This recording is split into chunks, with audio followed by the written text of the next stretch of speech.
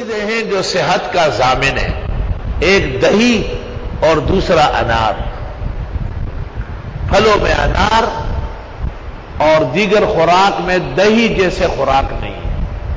آپ دہی کھاتے ہیں الحمدللہ 20 کنڈے آپ کے لیے جمتے ہیں، اس لیے آپ کو کوئی پیاس نہیں لگ رہی۔ مجھے خود نہیں لگ رہی، یہ تو 3 گھنٹے کا 6 گھنٹے بھی پڑا ہوں پیاس نہیں، کہ میں سب سے پہلے سحری میں اہل خانہ جب سحری لاتے تب سب سے پہلے دہی لے آتے، اور دہی کا ایک پورا بٹھل جو ہے نا وہ پانی کی طرح غڑپا غڑپا غڑپا بسم اللہ پڑھ کر شفا کی دعائیں کر کے اس کو پی لیتا ہوں۔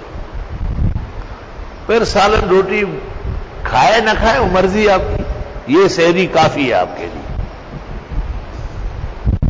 اور یہ دہی تمام فاسد مادے کاٹتی ہے، یہاں تک کہ وزن تک کو کم کرتی ہے۔ مولانا عطا الرحمان جن سے 37 کلو چربی نکالی گئی، میں نے کہا پرہیز ایسا خیال ہے رہتا ہے اتش ماستا ہو رہا، بس وہ اتش ماستا ہو رہا، حالانکہ اس میں ملائی ہوتی ہے، اس پہ چکنائی ہے، وہ مؤثر نہیں ہے، نقصان نہیں کرے گی۔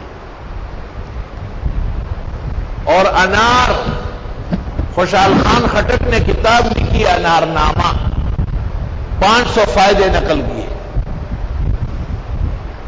آخر میں لکھتے ہیں مجھے تعجب ہے کہ جب اللہ نے انار پیدا کیے اور دنیا میں انار ملتے ہیں پھر لوگ مرتے کیسے ہیں؟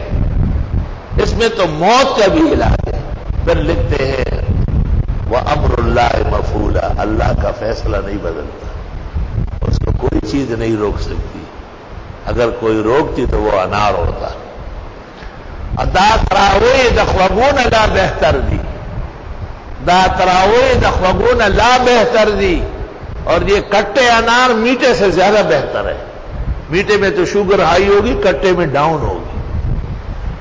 دا تراوی دخوگون لا بہتر دی۔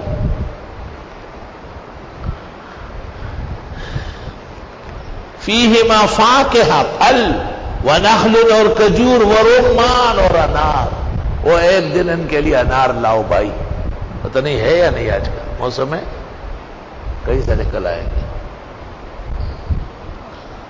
اور ایک طالب علم کو میں نے کہا آپ وہ جہانگیر میں بہت بڑا پرنے خان بنا ہوا ہے، میں نے کہا لڑ شل کا اناردانہ رانا کباب جوڑا گور کے، اناردانہ لے اور کباب بنتے، کتنا عقل مند طالب تھا۔ 3 انار لے آیا، میں 10 بیدی کی دانی نشتا اس میں دانے ہیں نا، دا انار دیا گئے دانا دا اگر وہ سوزی اور وہ چیگی اور بے وہاں کباب کے چولے کی، لا الہ الا اللہ۔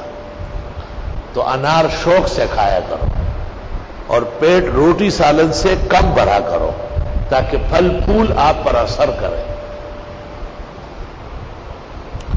فَبِأَيِّ آلَاءِ رَبِّكُمَا تُكَذِّبَانِ۔ اور تبلیغی روایت ہے کہ ہر انار میں ایک دانہ جنت کا ہے۔ ہو سکتا ہے کئی روایت میں ہو، تبلیغ والے سارے جھوٹ نہیں بول رہے، روایت ہے ان کے بزرگوں نے ڈھونڈ ڈھونڈ کی بیان کی، کوئی ایک روایت ایسی ہے جس میں کمی زیادتی ہے۔ وَبِأَيِّ آلَاءِ رَبِّكُمَا تُكَذِّبَانِ۔